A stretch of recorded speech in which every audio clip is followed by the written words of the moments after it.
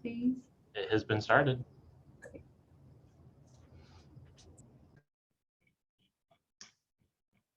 All right, are we all ready? I'm going to just let everyone in.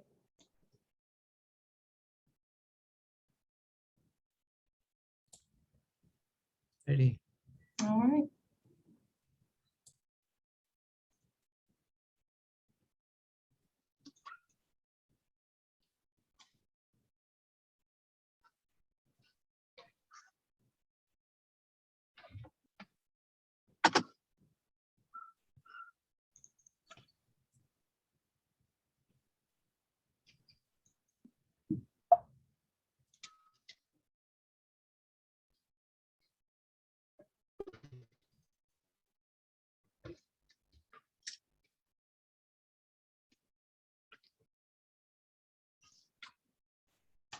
Good evening, everyone.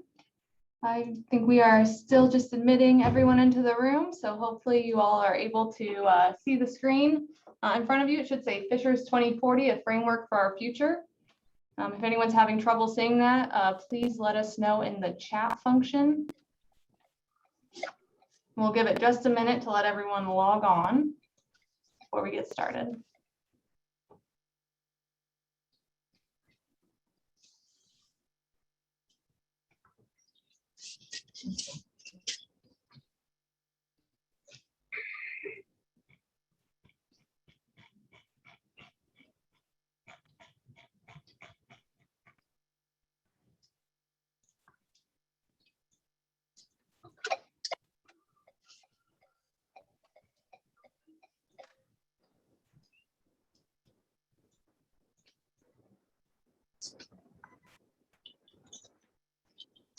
All right, well, it is 6:01 and we do have a lot of content to cover. So I see we have about 42 participants right now, and that keeps growing, which is great. We did have about 120 people register for this, so I would expect it to be a great turnout, which we love to see.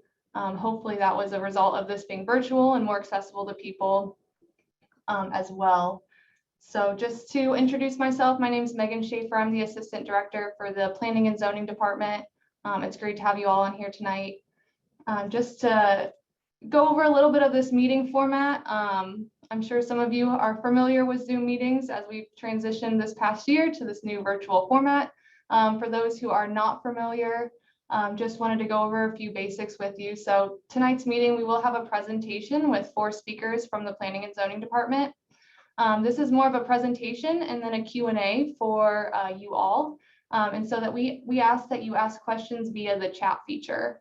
So those who aren't familiar with the Zoom format, the chat feature is located here with the little text bubble. You can click that and then post your question there. We do ask that you maybe provide some context of a general location of where you live in Fishers, just to give us an idea.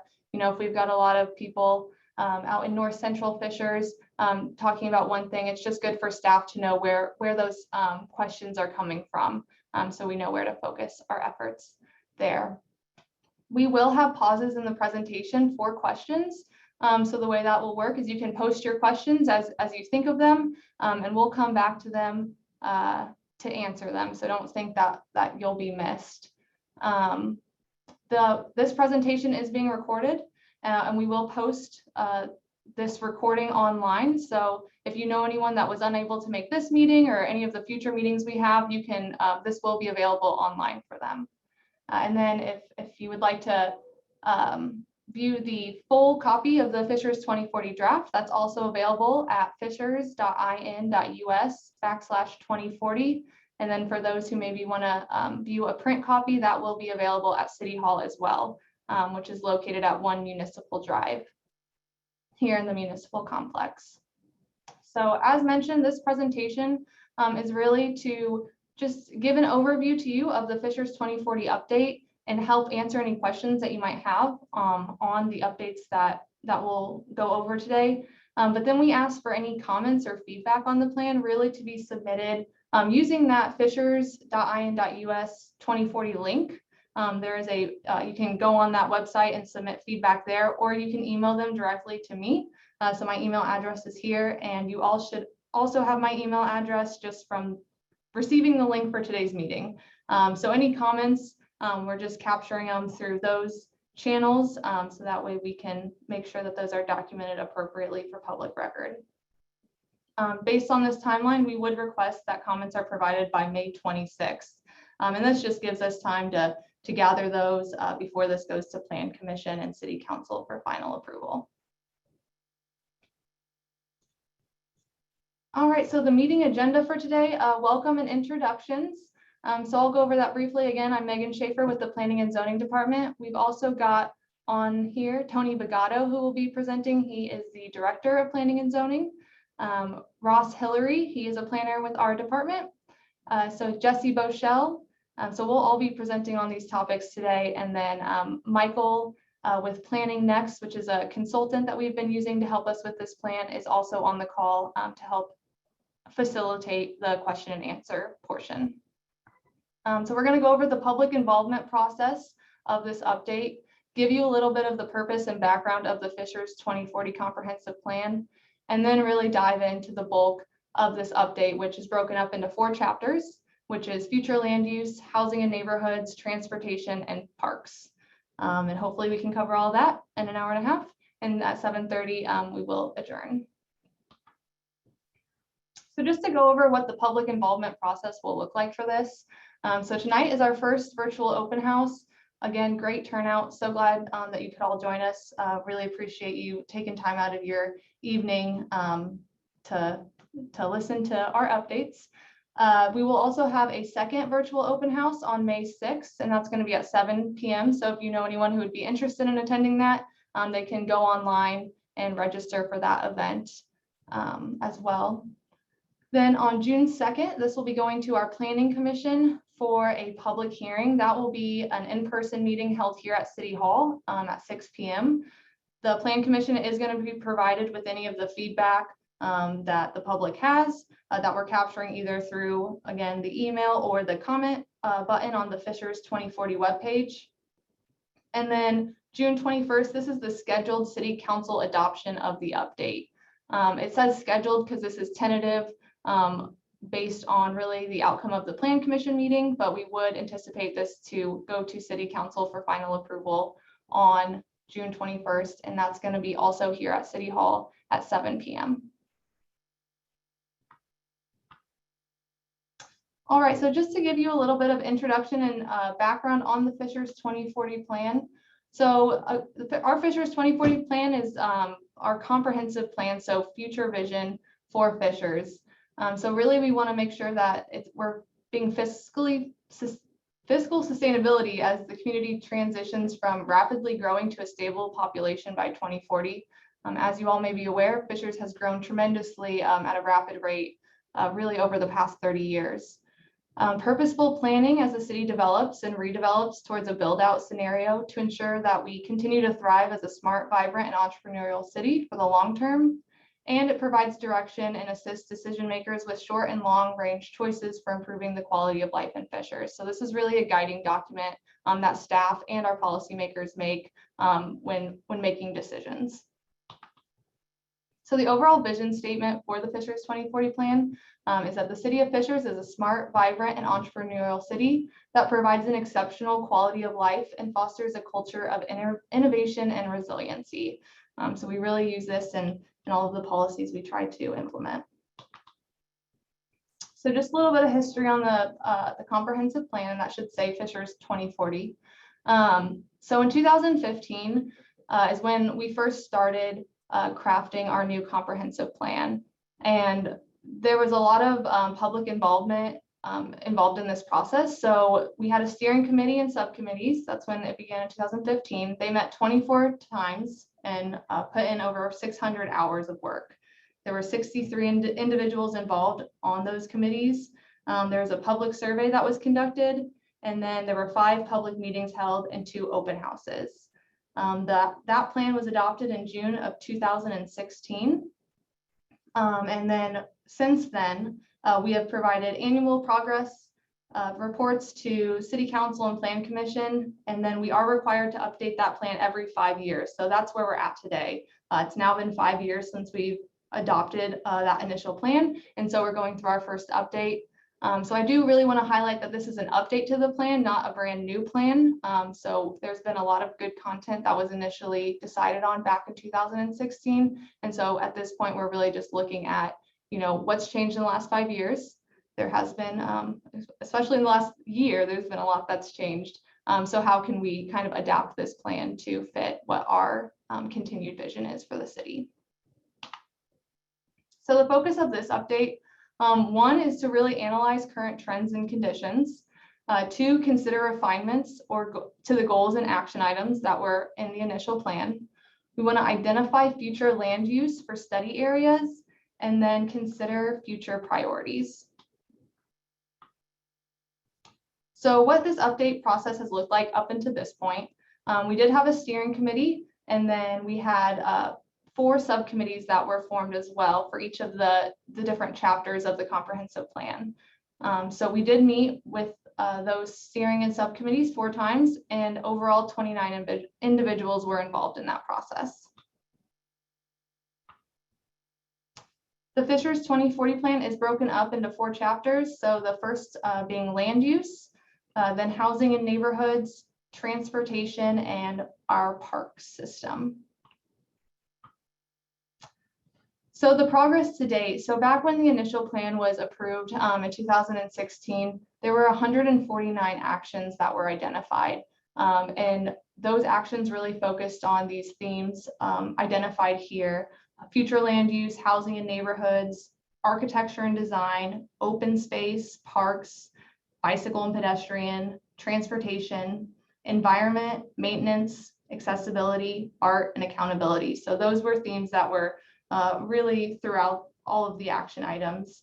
So since the initial adoption of this plan in 2016, 72 of those action items have been deemed complete. 54 are ongoing, so we have started them, but there's still a little bit more to do. And then 23 have not been started, so there's still a little bit of work to do there.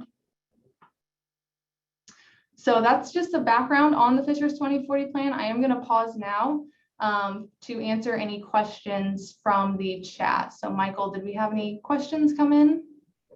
At this point, there have not been any questions submitted.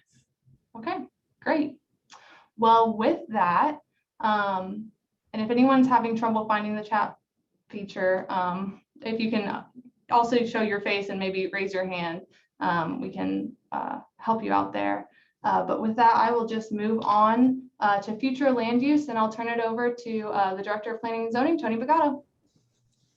Yeah, thank you, Megan. So one of the major chapters in the comp plan is land use. So this, as we talked about in the beginning, the comprehensive plan in general is just the guiding policy for the city. So it sets the framework for other plans and other policies that get set. So anything you see in here is not the final decision. There's other plans that have to be enacted to implement the comprehensive plan. So I'm only highlighting that because the most change you'll see tonight in the comp plan comes from these 11 study areas that I'll highlight. But overall, land use focuses on basically the framework for development and redevelopment of land within the Fishers jurisdiction. It also sets the future land use to be in a tone that's future growth and in a vision setting.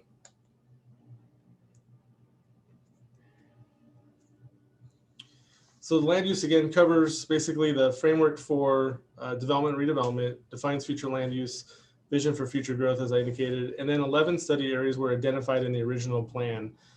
Each of these areas have goals, objectives, and actions of the chapter focused on creating a sense of place, adaptability, and sustainability. Also trying to create a place for live, work, and play all in one community in Fishers, so you can reduce travel and be able to do everything you would enjoy as a resident here in the city.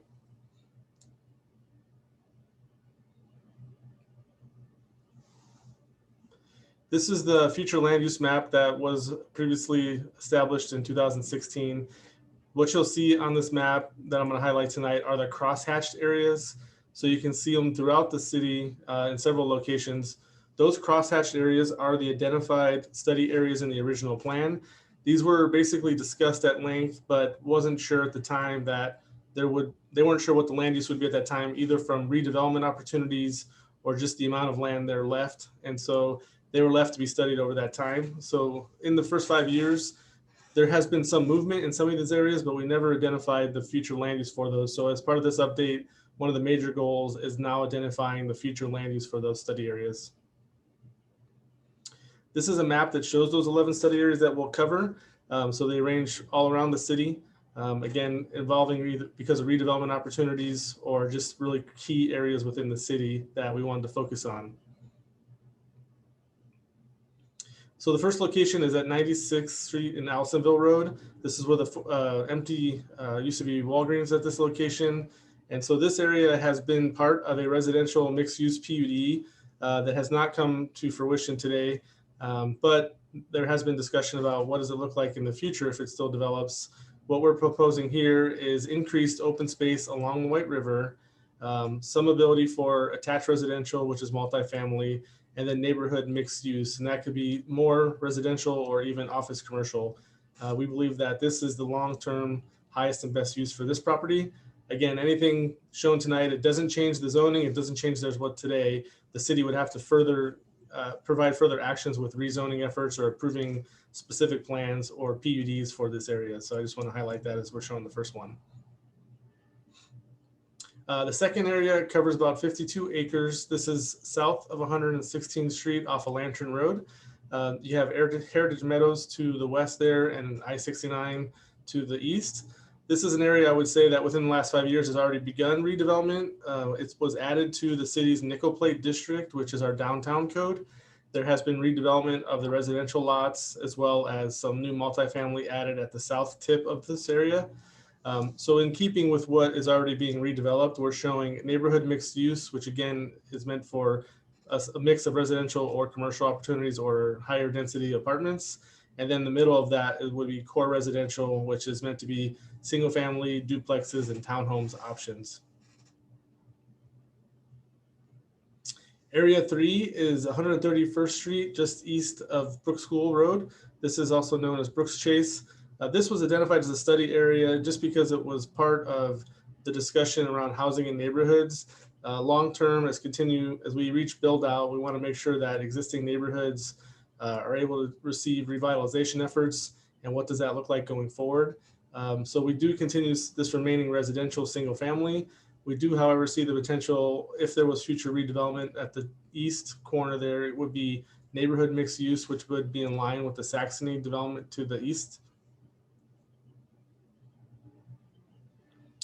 This area is Hoosier Road and 116th Street. So today it is the Johnson Farm. This is an area that was identified as a significant area for open space for another regional park.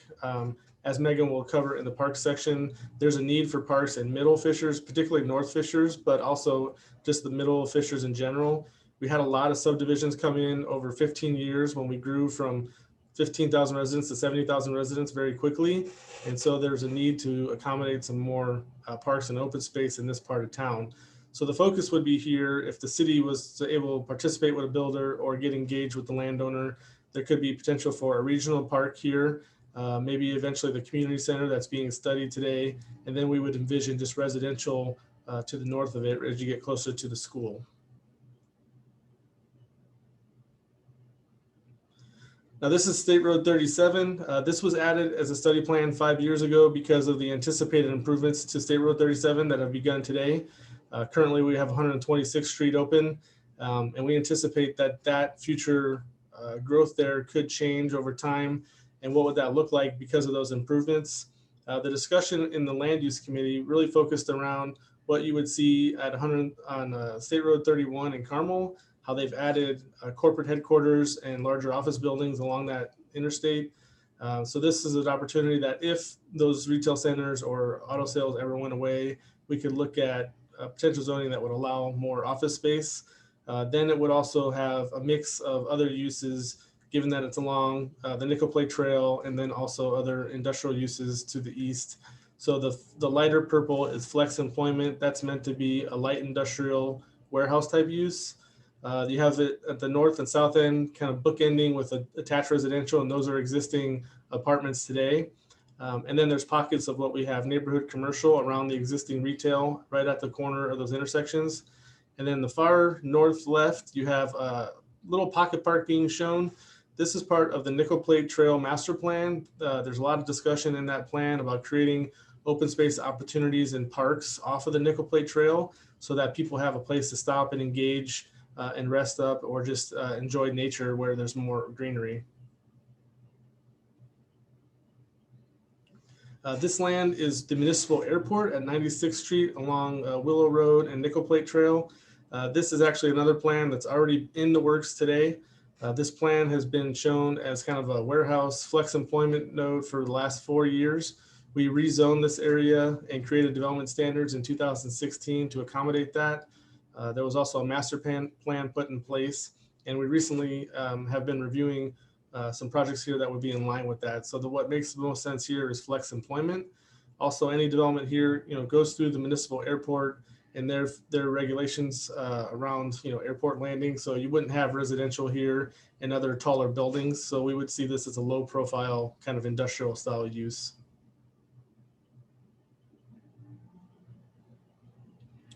This section of land is just east of Cumberland Road and on the south side of 106th Street today, 26th Street. On the east and west end of this land, you have a mix of industrial kind of warehouse uses and a little bit of retail. And then in the middle, it's residential currently today. There is a large church there.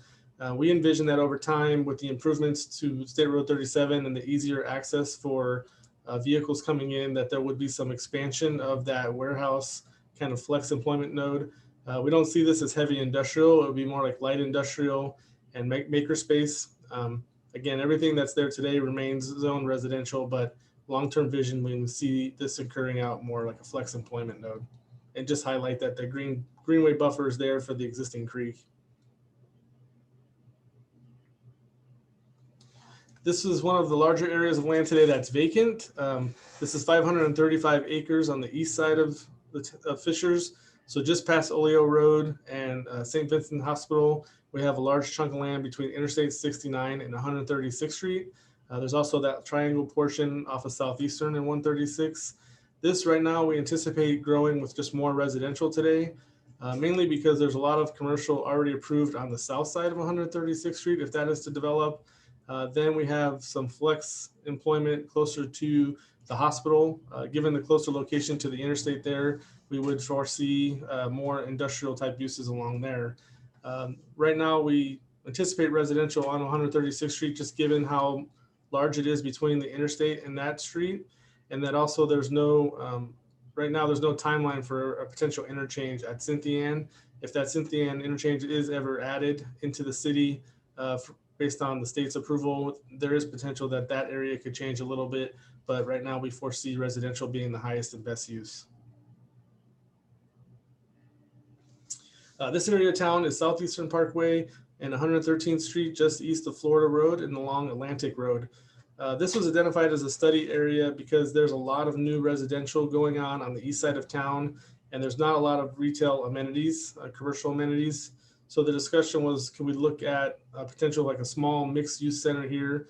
It would not be anything large that would accommodate like a Kroger or anything like that. We anticipate a small shopping center, kind of like where you see McAllister's around 116th Street here in downtown.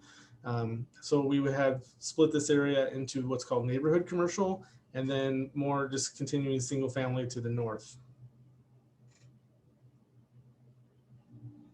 Area 10 was discussed for future around I-69 as you head east. This was before we anticipated the Fishers development and Top Golf. We knew that IKEA was coming in, so we knew that this area was potential for change. So it was identified as a study area.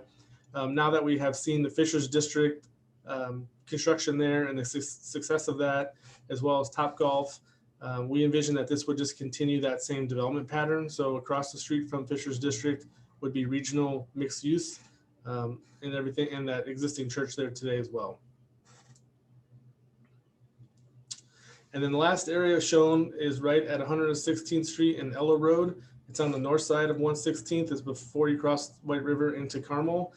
This was identified as a study area for several reasons. One, it's in a floodway, so this entire property cannot be redeveloped very easily, and it would not be commercial or anything like that.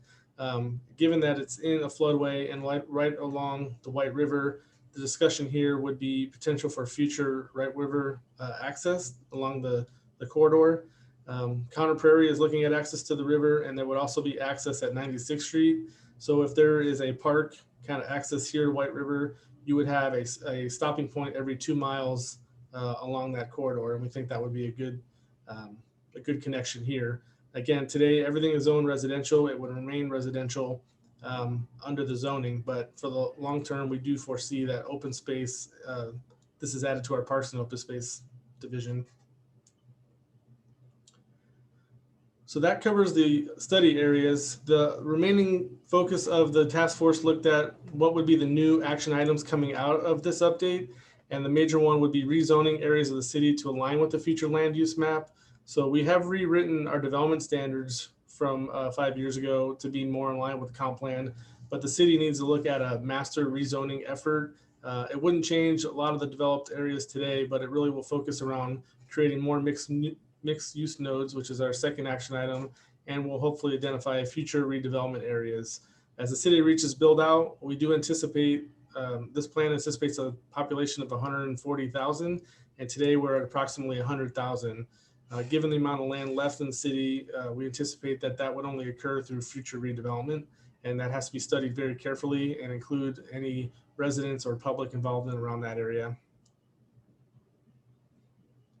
So we'll pause here for the questions, and we have Michael to facilitate the questions that we can try to answer in the amount of time we have possible. Yeah, so to keep us on track, we have a little over 5 minutes for this section. It looks like we have about 8 questions so far. 2 are regarding Brooks Chase, so we'll start there. I think, Tony, could you clarify some of your comments regarding that area? One question is regarding the idea of redeveloping the Brooks Chase area. There are 500 single-family homes there. Do you plan on relocating existing residents? And the second question is just generally what is meant by revitalization opportunities regarding Brooks Chase? Yeah, so that's not an area we would anticipate being redeveloped. And again, the city wouldn't come in and change any of this.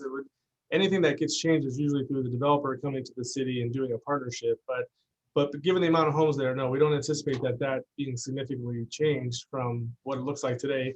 Revitalization means creating programs and incentives for people to help keep up their homes or enhance the neighborhood through landscaping improvements, try to create better architectural standards.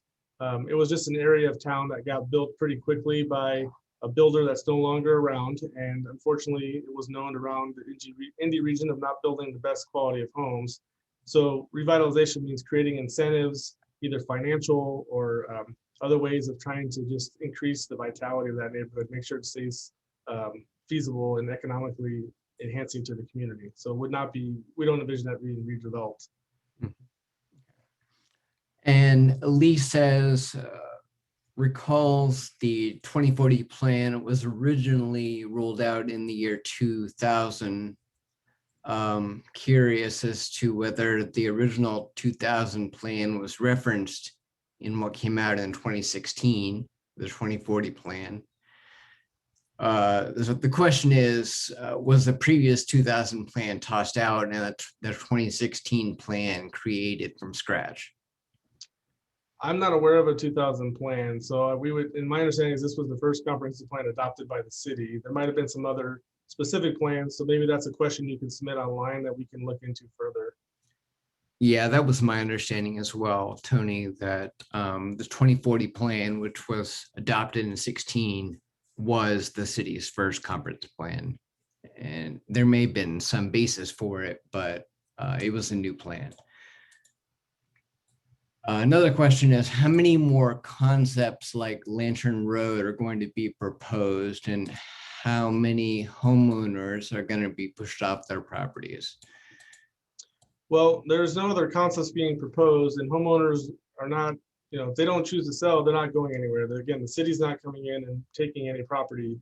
It's already been added to the Nickel Plate district, and those homeowners that have sold today and been redeveloped, they chose to sell. So again, those homes are allowed to remain there today. Nothing changes until they sell to a developer and wants to redevelop. Okay. How is Fisher's rethinking mixed use with retail and office spaces in lieu of what's happened in the last year? And I assume that's in reference to the COVID. Yeah, I mean, that's a great question. I mean, retail obviously is impacted through online shopping and COVID. We're still waiting to see how that plays out with office space. But we do believe creating areas that are where somebody wants to still have a sense of a presence, like with Fisher's District, it's kind of an experience. You want to have outdoor activities or other arts and culture or other things that can draw people in. There's still an experiential part of retail and that is successful in today's market. And so we're trying to be, that's why we're trying to be very conscientious about new development and redevelopment, what that looks like, and that it's really about creating a place, again, where people can live, work, and play.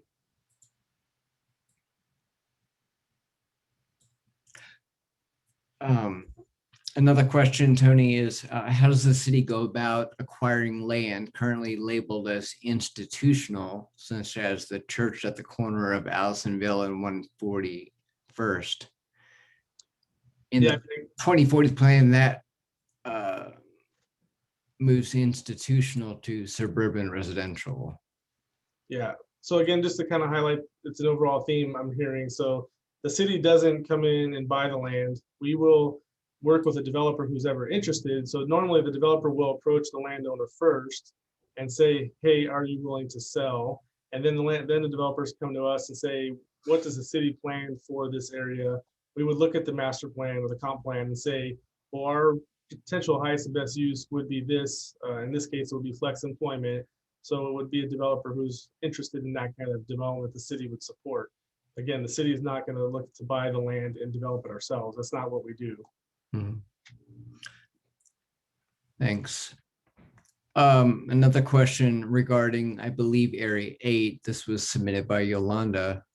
With consideration of this development, what do you foresee for public transportation? Which one was Area 8 again? Sorry, I have to look. Is that 136th Street? Well, I mean, we don't have any, was it around public transportation? Is that the question, Michael? Yes, it was regarding what what do you foresee for public transportation? Well, I mean, that's an overall probably discussion to be covered a little bit in our transportation section. Right now, there's no plan for public transportation in this area specifically, but Ross Hillard would cover the transportation chapter overall. Okay. There's a question about the nickel plate trail, which I think is more appropriate for the next section. So we'll hold on to that. Another question is, do you know if the current ratio of commercial to residential and how would the proposed changes impact that ratio? We don't know that. I don't have that number off the top of my head. I think we have that statistics, but that's something we can provide further in our other next meeting and comments. Okay. Well, I think then let's go ahead and move on.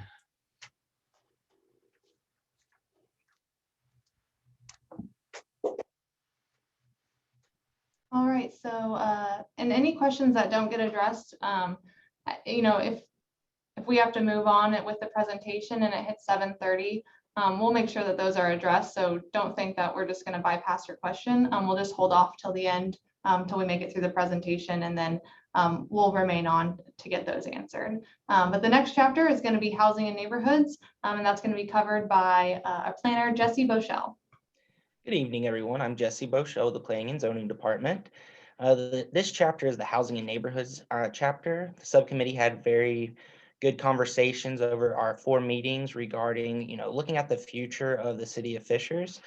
So just giving you an idea of what this chapter covers, it's the Housing and Neighborhood chapters examines the need for diverse housing stock, which will serve all ages and abilities within the community, and explores future opportunities to maintain and enhance the city's neighborhoods and promote responsible stewardship, and just looks at aging infrastructure, shifting in demographics and future redevelopment, just to see how we can look in the framework for the future so that we continue to be a vibrant and thriving city.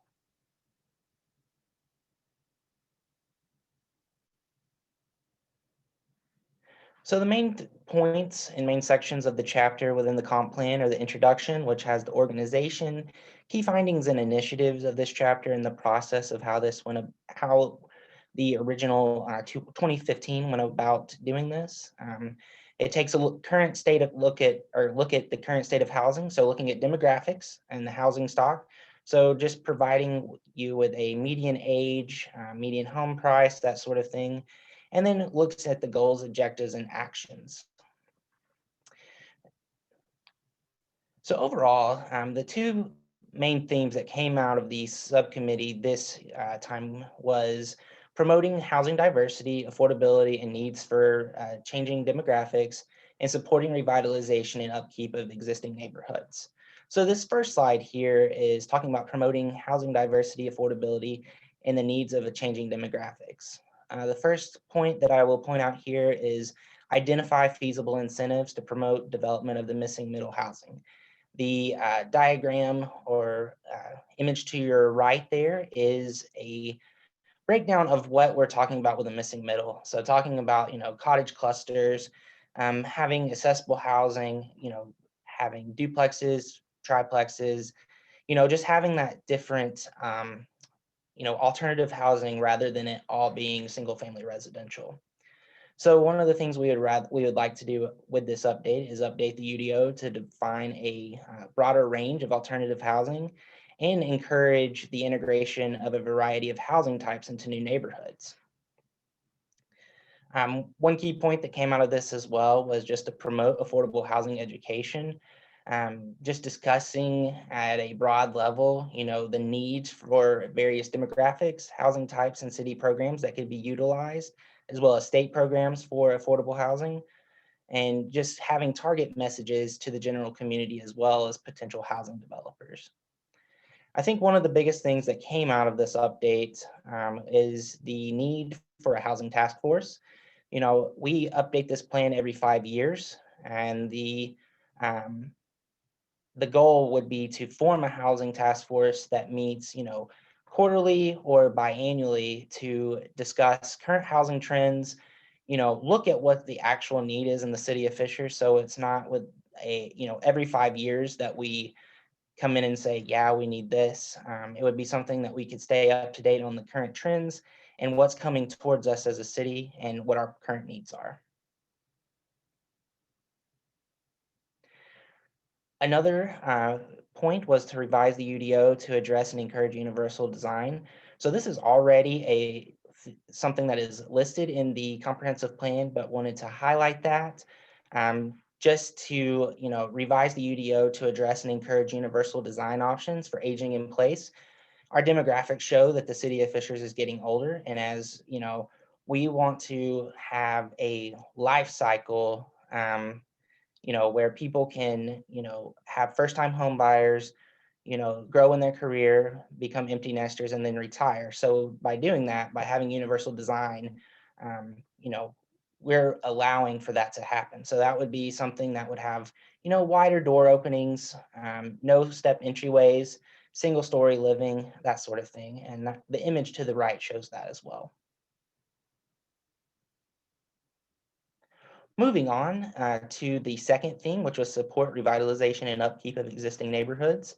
So currently we have a matching grant program that can be utilized by HOAs for common area landscaping, that sort of thing.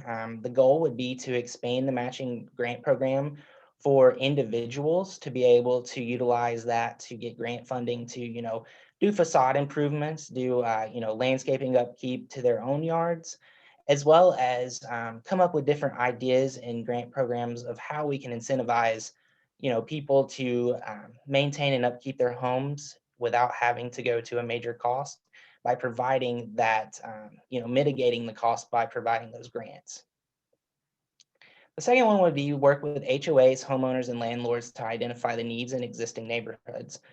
The city of Fishers has grown at a rapid pace. There are older neighborhoods, and by partnering with the HOAs, homeowners, and landlords, that gives us the opportunity to see what is actually need for creating programming and resources for maintenance and revitalization of neighborhoods. Not to say that, neighborhoods need to be revitalized right off the bat, but just having that understanding that there are grants and programs out there that can be utilized to do so. The final point here that I would like to touch on is formal landlord registry. The whole idea behind that is to help monitor property conditions to make sure that rental properties are being properly maintained. One of the things that we have found is that a large portion of our rental properties are owned by companies and individuals that do not live in the city of Fishers or that live out of state. So this would be an opportunity to hold people accountable for property conditions, but it also allow for us to form that relationship and bond with those individuals to, if there is some need, kind of assistance with update, keeping their property up to date or upkeep, that we can help them find the source that would be perfect for their needs. At this time, we will pause for questions and be glad to answer anything. Thanks, Jesse. So the first question, and looks like there are 2 or 3 currently. The school system has surveys showing what they expect family growth to flatten as families age. Does the city have demographic numbers broken down by age groups over the life of this plan? If the expectation is to go from 100,000 to 140,000, then that would imply growth across all demographics. We do not have the numbers going to 2040, but that is something that we can look at. The numbers that we have are the most current up to date as of 2019, showing our demographics have aged, but we also do see a growth in the, I'd say millennial age group, young professionals moving to the city of Fishers. So that is, something to look at, but that is definitely something that we can look at and try and get comments for. Yeah, and from Jesse, from my recollection in 2016, you all did a study with Policy Analytics, which determined that projection for the overall population, but they also looked at demographic change and age. So in the plan, and maybe it's not in the housing chapter, I think it's in the introduction, it does talk about how the population is expected to age. And that's going to be one of the largest changes demographically. So there was a little bit of that done 5 years ago. It hasn't really been updated. And I think when the new census numbers come out, some of that could be reconsidered to see where you stand. Absolutely. Another question is kind of related to what you were talking about, and also Brooks Chase mentioned earlier. What steps are the city taking to ensure that that doesn't happen again when building new diverse housing? Will residents be given the opportunity to join the housing task force? How do you see that working? Tony, do you want to answer that question since you're more involved? Yeah, I can take the first part and maybe the housing one, task force, Jesse can answer. But as part of this comp plan, we talked about creating new standards, architectural standards that would replace the old zoning code. And so when Jesse's talking about the UDO, that's our Unified Development Ordinance. So it's a mix of zoning and subdivision standards. That UDO was amended in 2018. We put in higher standards of architecture, higher standards of open space, and I think just knowing the vision of the plan, we have all joined the city since the comp plan has been adopted, and it has just kind of been something we revisit all the time in our department, and we make sure that the quality of development we see is better than what we saw in the past. So we believe that the standards we put in place, on top of we've changed the way we approved the planning unit developments now, we make architecture go through the architectural PUD committee first. So there's steps been taken, and we believe we've gotten better development over time from that. In regarding the housing task force, so that is still in the works. It is going to be a collaboration between our department, the city administration, city council, and there will be citizens that will be involved. I don't know how we're going to go about that yet, but it is in the works. And if you would like to join, I would, gladly, you can reach out to me and I can get you in touch with those that are doing the things behind the scenes so that we can get you in touch with them. Jesse, so another question is, there are a lot of unannexed areas in the city, neighborhood pockets, and these tend to be areas where upkeep is not all that great. So the question is, are there plans to annex any of these into the city? And additionally, what can be done to limit rental properties, which seem not to be maintained as well? So really, it comes down to a code enforcement issue with that. Just getting more eyes on the street and notifying us when there are issues. Regarding the annexation process, we are working on an annexation kind of program, because there are many pockets within the city of Fishers, kind of looks like Swiss cheese, where, we are looking to find a way to annex those properties, by maybe incentives or, just, working with that property owner. But we are working on that as a program. Yeah, and I would add on the rental question, I mean, there's things that are protected by property rights, state law, and federal laws. So we can't limit the number of rentals. We can't limit necessarily even short-term rentals if it's owner-occupied property. And as Jesse said, we're working on an annexation strategy, and we have, if you review the city council members' agendas the last couple of months, I mean, we have annexations. Every opportunity we get to annex, we have taken that opportunity. But again, there are strict state law requirements around annexation that prevent us from doing it. If one, they have to be certain requirements, and if they're not eligible, even if they want to annex, we can't do that. And then if they don't want to annex, we can't. It's very challenging to try to get someone who doesn't want to voluntarily annex. So we're doing the best we can and creating a strategy as we're going forward.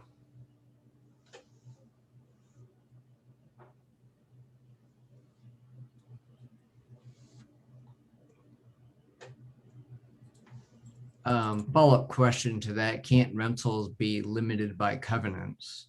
They can, that's a private matter though. It's not something that is at the city level.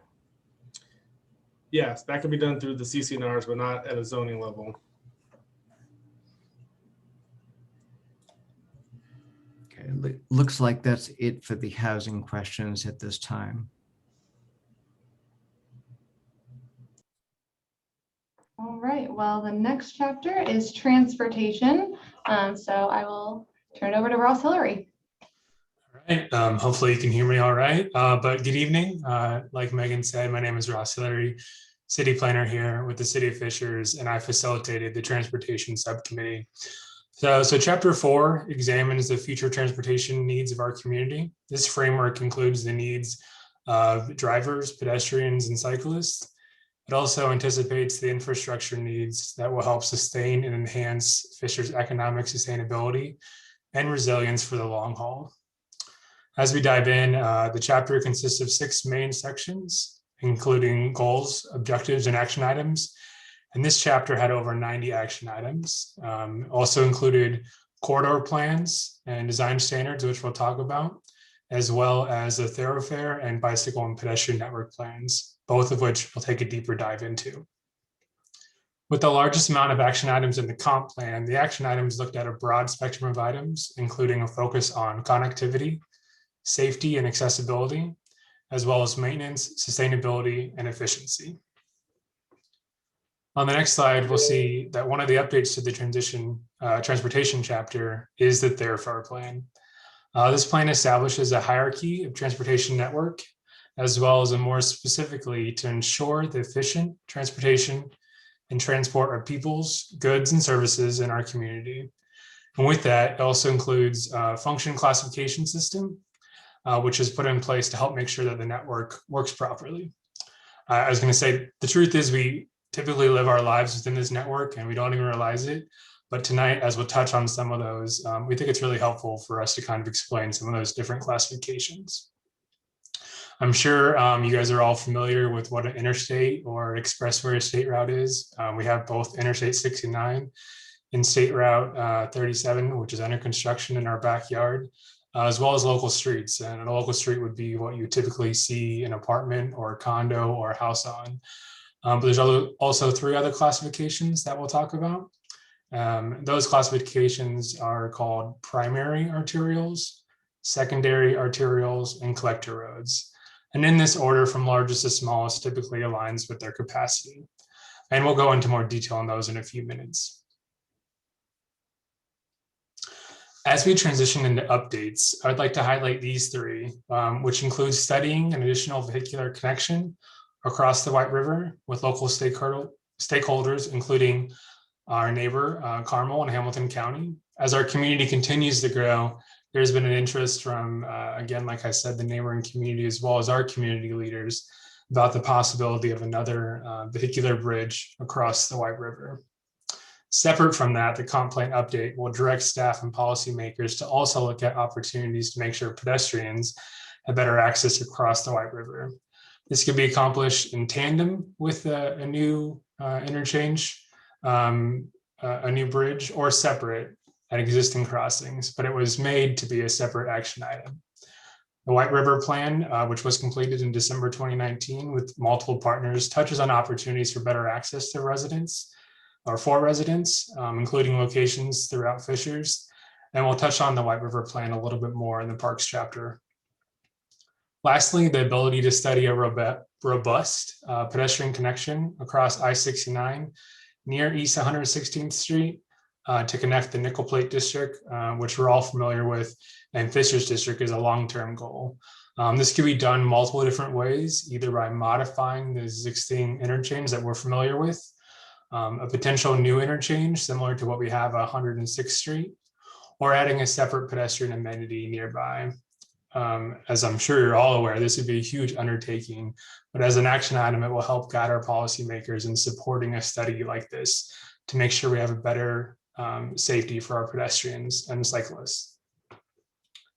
The next 2 action items added to the comp plan focus on the interstate corridor in its entirety, specifically from East 116th Street, or also known as Exit 205, and Southeastern Parkway, our northern limits, or Exit 210. The ability to study both the vehicular needs of access, including if any additional interchanges are needed to help foster growth in our community, but also to evaluate and modify any existing overpasses to create a better, safe environment for our pedestrians and cyclists. On the next slide, the existing action item has been beefed up to help guide our staff and recognize that our trail system is incomplete. We realize that, and most residents realize that as well. Fishers does have a really great trail system, but we recognize that there are gaps in that system, and gaps can lead to unsafe environments for pedestrians and cyclists. So this action item has 3 additional points that have been added, which include completing a trail gap analysis, which will make sure that the city knows where these gaps are located. They will also have the ability to prioritize these gaps and recognize that some may be easy to fill, as in short distances, and some may be difficult, whether there's terrain issues or additional right-of-way that would be required. And finally, staff will take steps to identify funding opportunities. A lot of times when we have this trail gap analysis completed and we recognize where these are, some funding abilities that need quick action, we can have these ready to go and kind of quote, they'll be shovel ready, which opens us up to additional funding opportunities. Located on the Fishers Park website, playfishers.com, shameless plug there, is the public trail route map. In gray on this map, you can see it's a little small, but if you go to fishersparks.com, you can zoom in to our different neighborhoods. The gray area is our built out trail system, as well as our sidewalk system throughout our community. And the different colors are trail routes that multiple departments within the city recognize as safe routes for families, cyclists, and runners. And we hope that with this trail gap analysis, we start to close these gaps and have routes that are truly connecting our entire city. The 2040 plan looks at long-term transportation needs, which includes supporting new mobility technologies.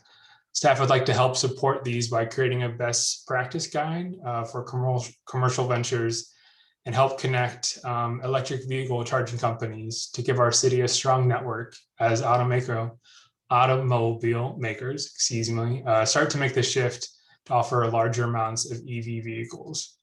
We currently require multifamily developments that are newly constructed to include EV chargers, but it'd be great to have this extended to our commercial developments throughout our community.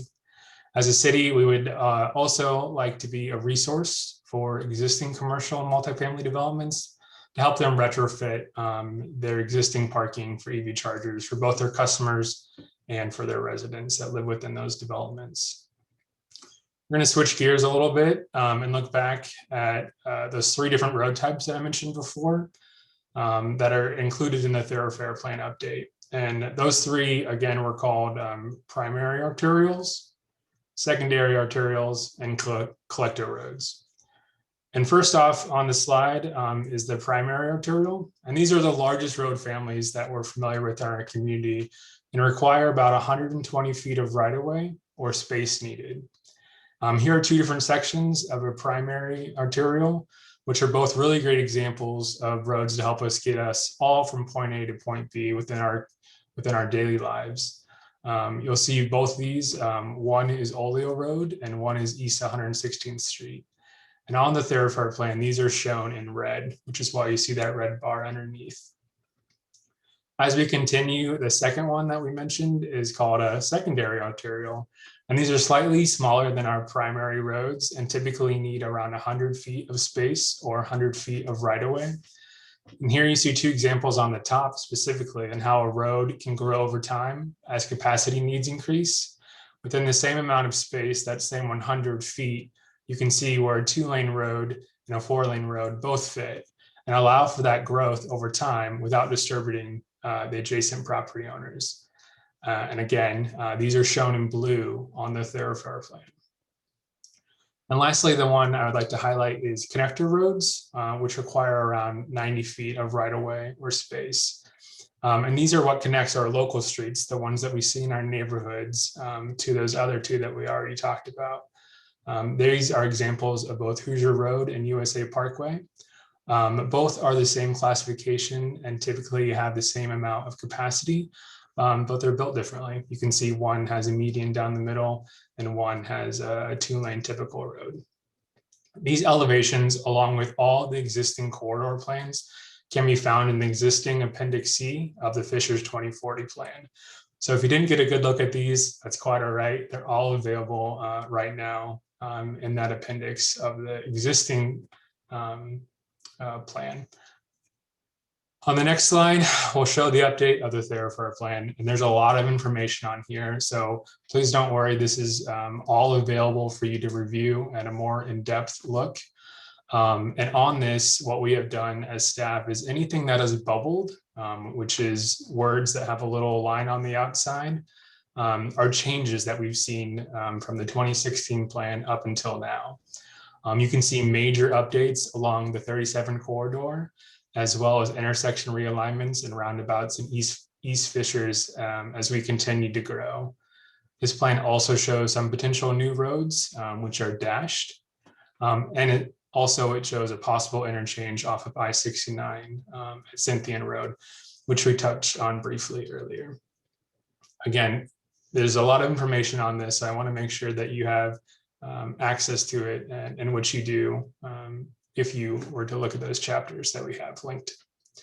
And the last slide that we'll look at before we kind of open it up for Q&A is the update to the bike and ped master plan.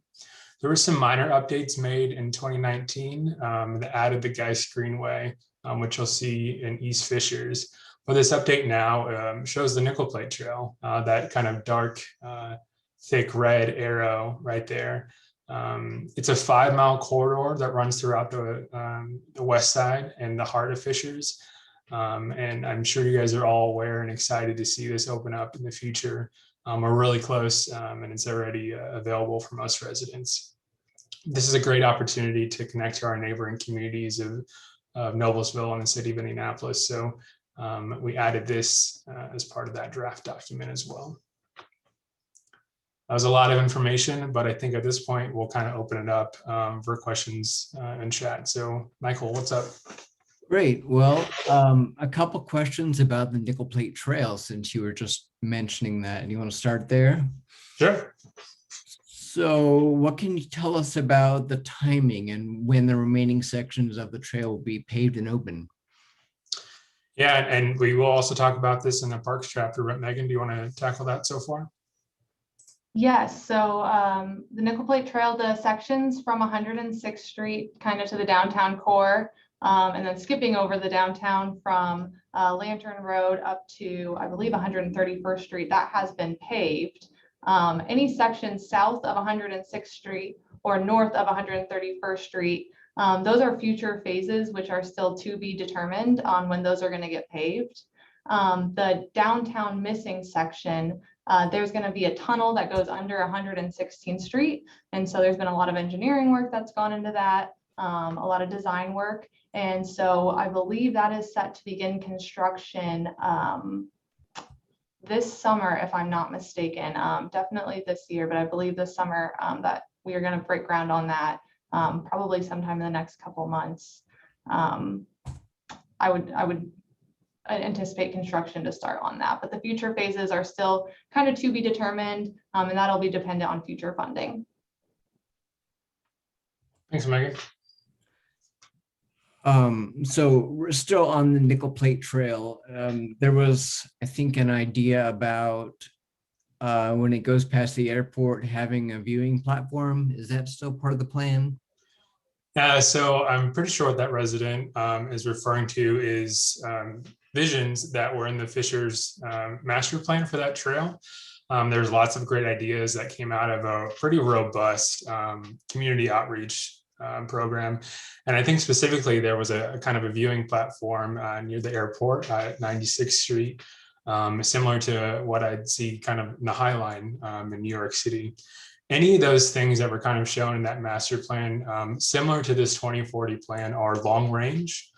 So I think the very first thing in which you can experience already between I think 126 and 131st, as well as 106 to downtown, is what our typical trail section would look like right now. It's a paved system. And as we continue to grow as a community, I see more things similar to whether it's a dock and a beach along certain sections, or this viewing platform, for instance.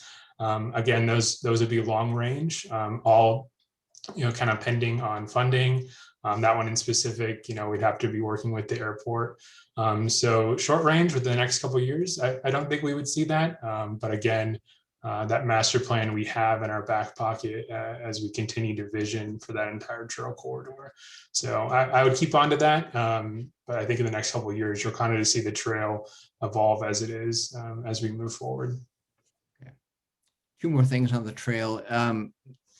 I think was a mention that there may be a closure of 116th this summer due to the trail for part of the tunnel. Is that still happening?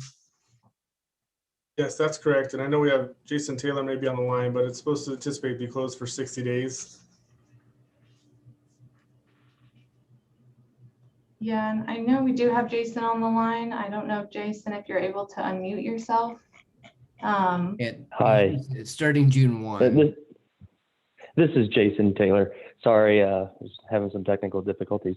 Yeah, June 1st is supposed to be the start of the closure of 116th, and it will be a 60-day closure. And there will be some work leading up to it, which will be the month of May, that we will have some lane restrictions. We are currently working with our PR group to be able to push out information to both residents and businesses inside the next week, give or take, so that everyone is fully aware of the detour routes, as well as the businesses are open and how to get around downtown on our special events that the Parks group is putting together, as well as anything else that may be occurring downtown.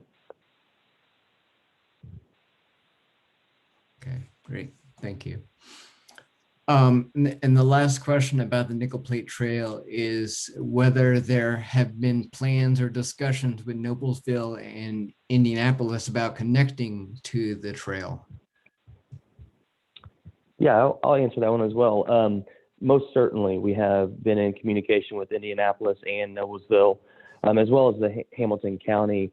Whenever we pursued some state funding for the next level trail grants, we actually did a joint application with all of those municipalities and government agencies.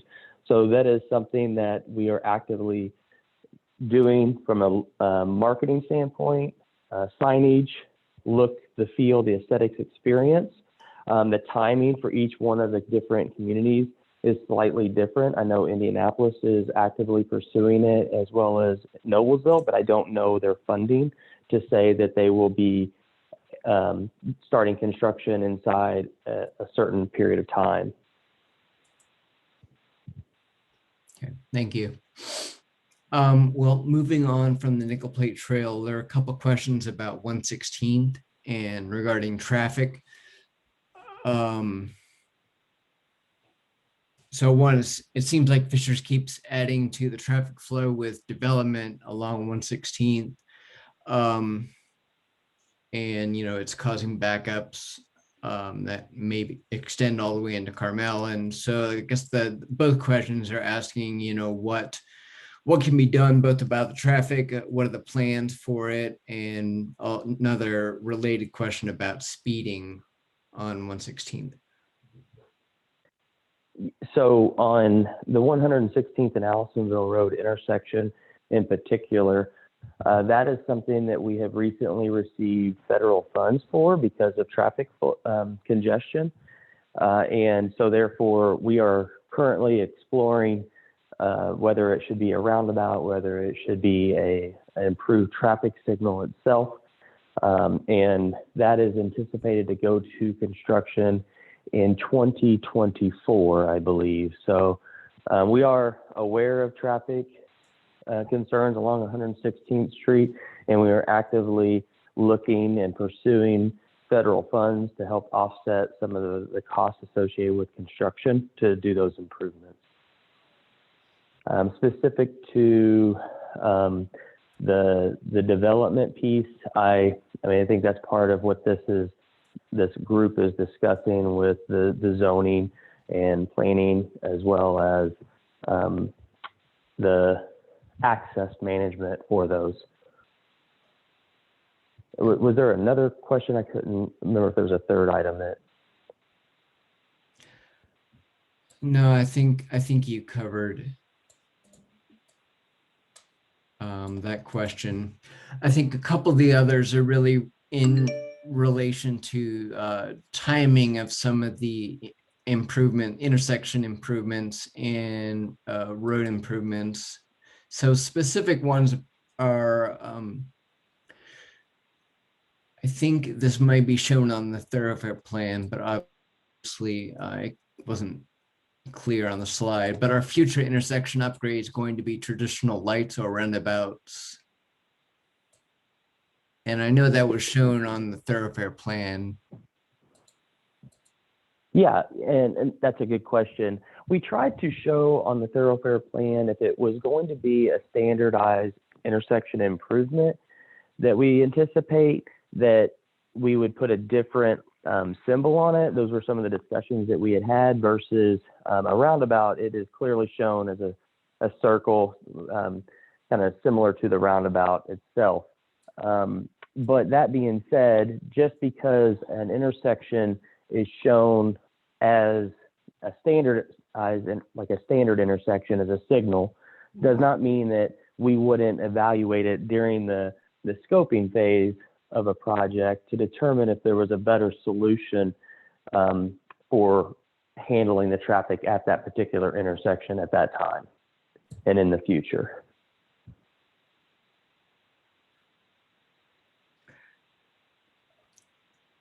And specific to the, I think the planned roundabout at Southeastern and is that Cynthian that was to be built this year, is that still going to happen? It was originally planned to go under construction this summer. It is due to the pandemic and just the impact that had on the businesses. We decided to go ahead and work with the Metropolitan Planning Organization to change that construction year to next summer. That way there weren't 2 summers in a row that were impacting that business there on that northwest corner, the cafe. So it is still planned to be under construction. It just won't be until next summer. And at that time, it would be a 60-day closure whenever it's not impacting the schools. Okay. And I think a related question is 126th Street going to continue west from Cynthia Ann Road?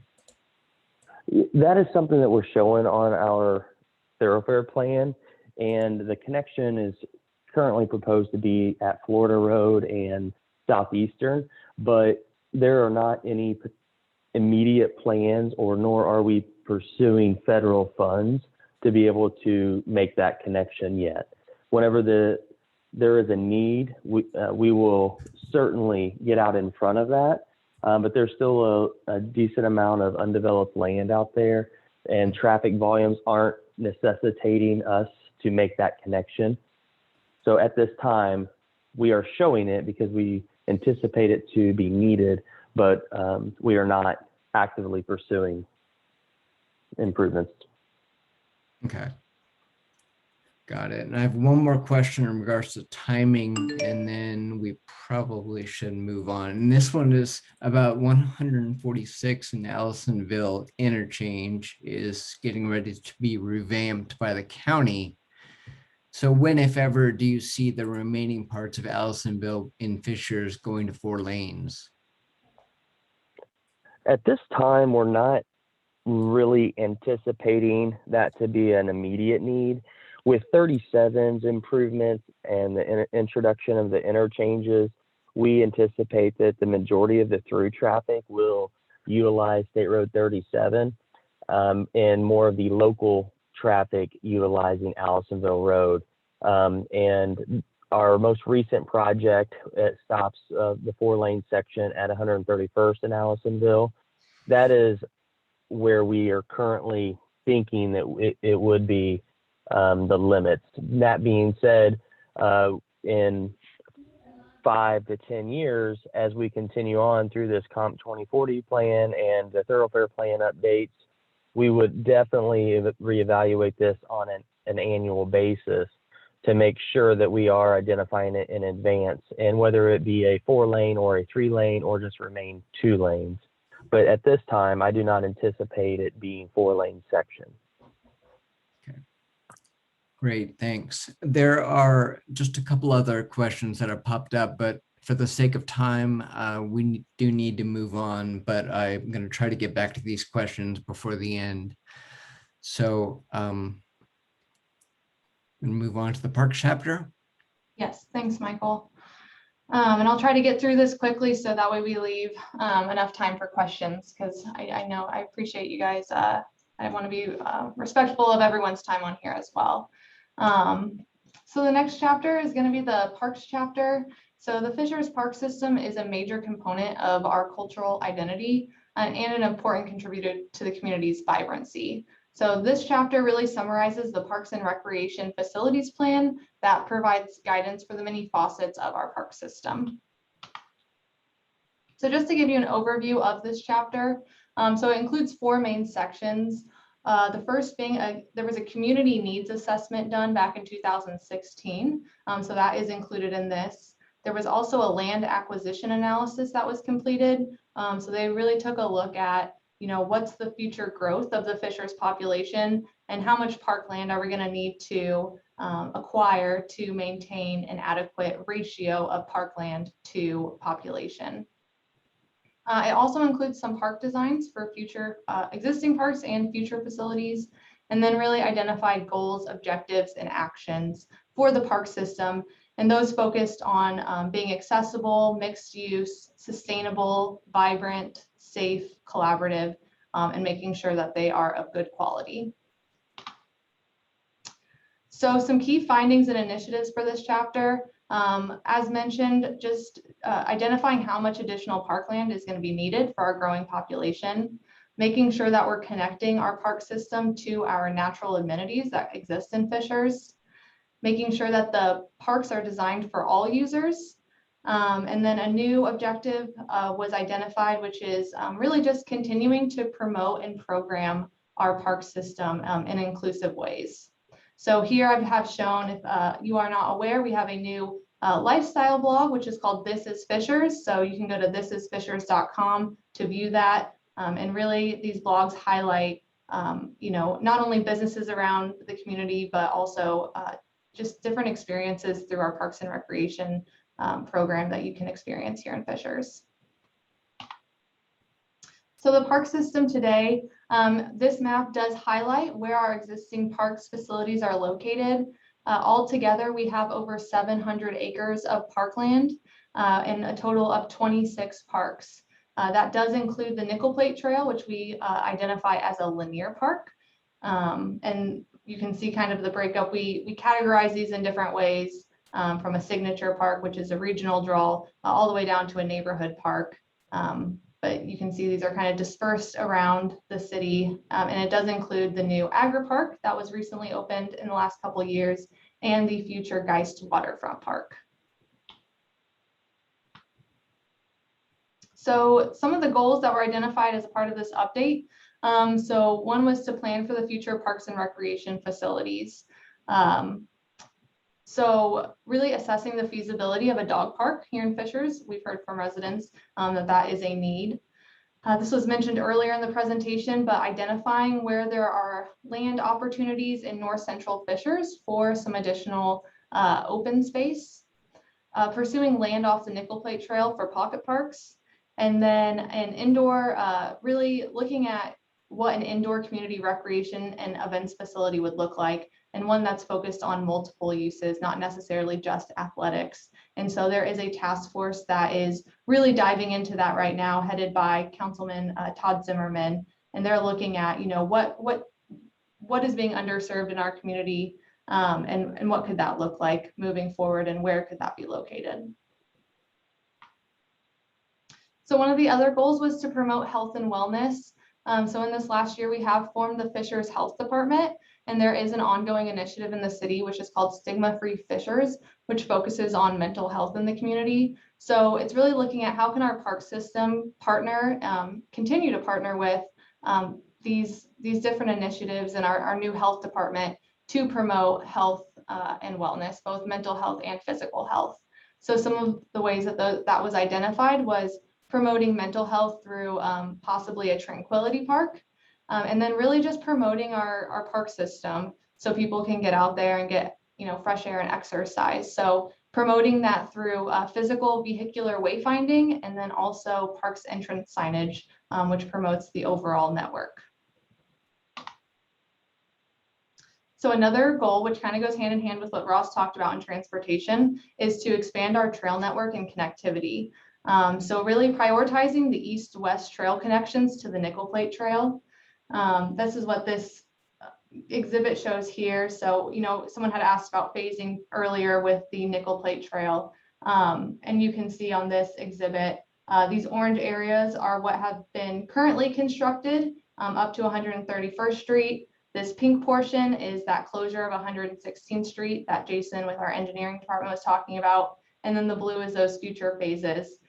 Great amenity coming to Fishers, but really looking at how can we ensure that there are proper pedestrian and bicycle east-west connections to make sure that those, a little bit east of the trail also have adequate access to this new great amenity.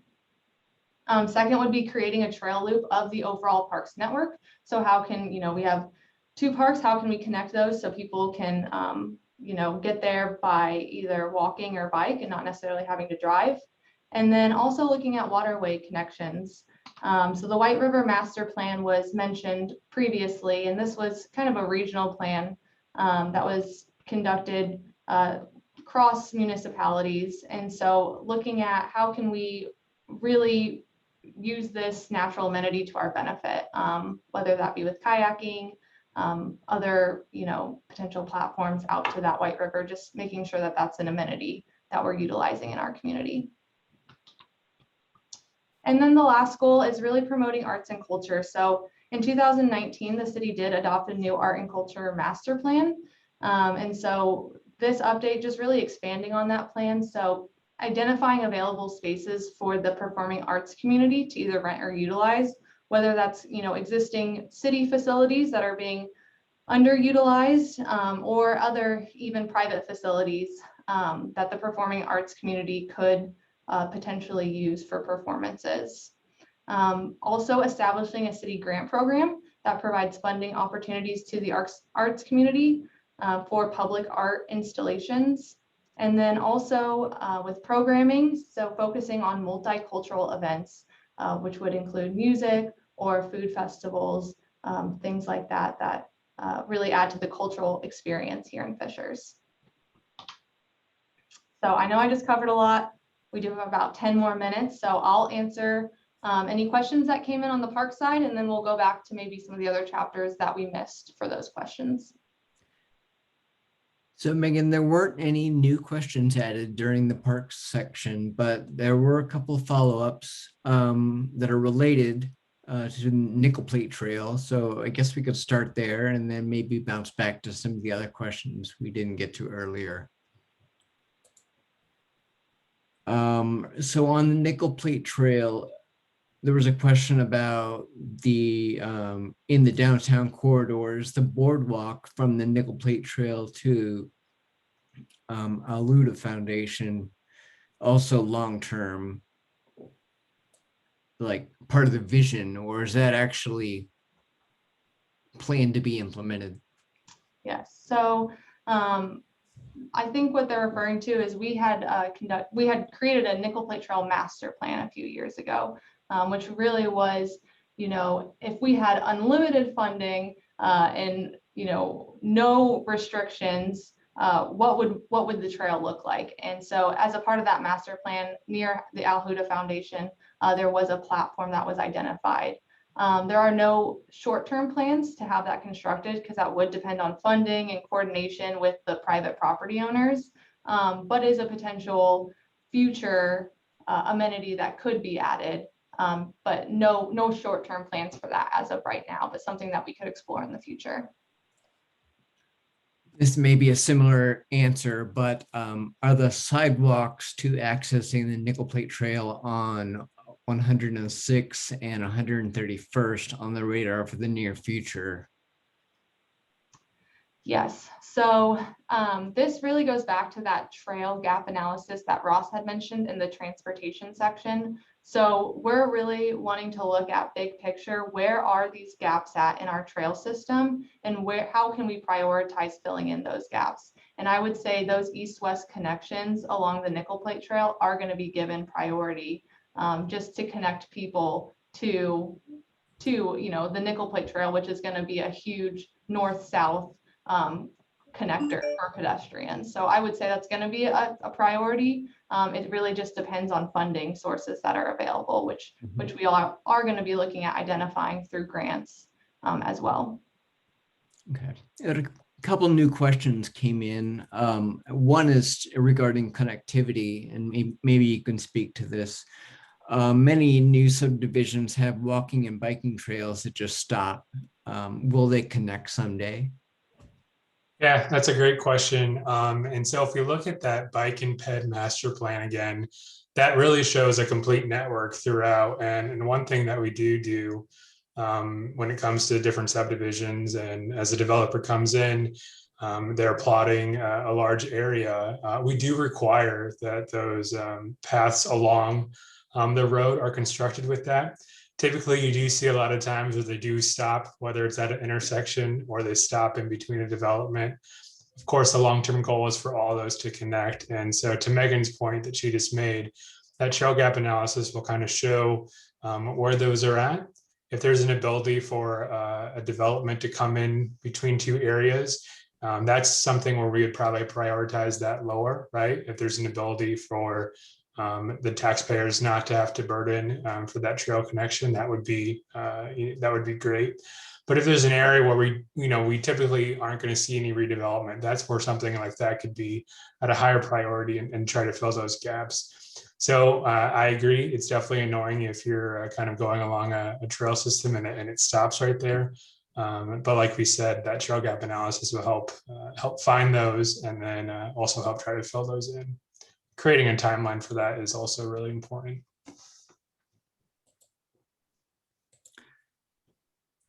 Another parks question. Can a dog park be in a flood zone? So that would, any improvements within the floodplain, we don't have our floodplain manager on here, but I would assume that yes, a dog park could be located in a floodplain depending on the design of that dog park. So there are certain limitations of what you can build within a floodplain, not necessarily any structures, but if it was just natural land, I believe you can put a fence in a floodplain with the proper approvals. So that could potentially be an option, but we'd really just have to look at the specific site and those constraints and get those proper approvals through really the state agencies. Okay. A question regarding the idea of a trailway around or across the White River. Is Connor Prairie open to letting this happen with public access? That question may be referring to that Megan thankfully has this up right now. We do show a greenway along the entire section of the White River plan. With that White River master plan, there was discussions on how people could access, whether it's through the Connor Prairie's property or adjacent to that. I think they would definitely be open to that as long as there was a long-term plan put in place for that. But as you can see here, the red are trail systems that are next to roads, and the green are what is considered a greenway perspective. So they are correct in that there's a greenway proposed along the White River. At this time, besides a couple of developments where we have placed easements within their properties, I don't think there's anything exactly identified yet. Okay. Ross, I want to get back to another question on transportation that I couldn't get to earlier, and that's I think I'd like to hear a little bit more about public transportation and how that's addressed in the plan. It didn't seem to be talked about. Yeah, I think that was Yolanda's question, and you are correct. In this presentation tonight, we did not talk about public transportation. The comp plan does mention what's called shared transportation. And so the ones that is the most accessible right now in our community is called the Hamilton County Express. And that is through Janus, and that is kind of an on-call system right now where you call in beforehand, usually for medical services if you need to go to an appointment. I would say at this point, the city does recognize what Indigo has done with the Indy Connect. That is as part of our comprehensive plan as well. But as of right now, besides looking at certain areas for redevelopment, I don't believe we have any public transportation plans in place that is led by the city. But what we do always try to do is make sure that we partner within entities that are already available. So anytime that we can, that's why we would promote the Hamilton County Express, which is the one that currently works within the confines of Fishers.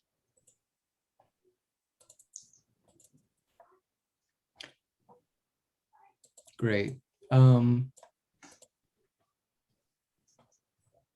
I have another transportation question from earlier. Do you know if there's still an idea of Percepton having driverless shuttles in downtown Fishers? Are you aware of that idea? Tony, are you aware of any more with any pilot programs that would be coming out of the tech park? I know the initial one is not happening. I don't know if there's future discussion. That's something we could definitely follow up on. That was going to be a test around the technology park behind Target and through downtown, but At this time, I do not believe it's going forward, but we could double check that to make sure. Okay. And one more, Tony, that actually relates to land use. Could you describe or differentiate between low density residential land use category and the suburban residential? There are two categories. One is low density suburban and one is suburban. Yeah, so I mean, the way the comp plan describes it, low density is 1 acre to 2 acre or 1 unit per acre. So if you have a large lot that we wouldn't necessarily deem an estate lot, but like a 1 acre lot where you could have horse potential, more what you see on the east side, or larger lots that are still not, that were developed with 1 home, those would fall in the low density. Suburban is what we see, a traditional neighborhood coming in, and they're just more homes, so anywhere from 2 to 4 units per acre.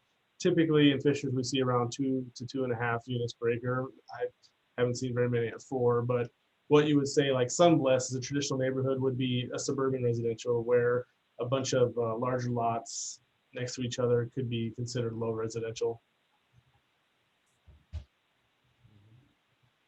Thanks, Tony. Do you or Megan want to wrap things up? Yeah, and that's great timing. We just hit 7:30. I apologize. Let me flip through these slides real quick to get to our last slide.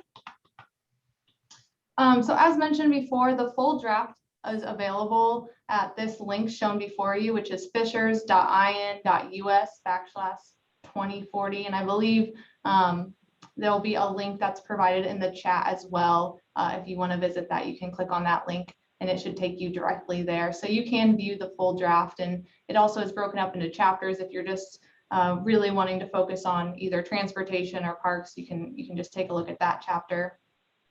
Again, we are collecting comments and feedback through that online link, or you can email them to me at schaeferm@fishers.in.us.